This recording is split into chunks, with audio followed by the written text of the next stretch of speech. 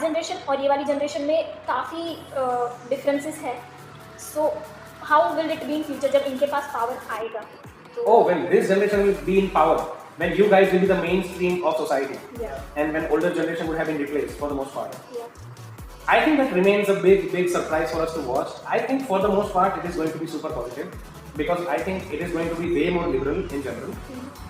I do see some potential threat of the fact that we might struggle to get serious about the society in some sense because relatively it's very difficult nowadays for people to get serious about anything in life. So I do see some potential threat lying there where society might potentially become dysfunctional for some critical things like, for example, let's say sewage maintenance or hydraulic power. I think these kind of topics might become a big red flag for most of current generation. But I think for the socio-cultural standpoint, I think for the most part, being a liberal society is only going to help us more because it will allow us to intellectually evolve as well from the shackles of our own cultural boundaries, and that is very much required.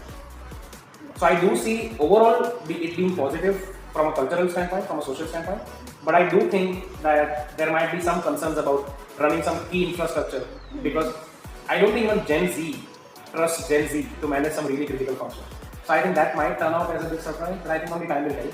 But I think, again, purely from the experiential standpoint of living in a society, I think us living in a relatively way more liberal society than we have ever lived in our country, I think for the most part is going to be really fun.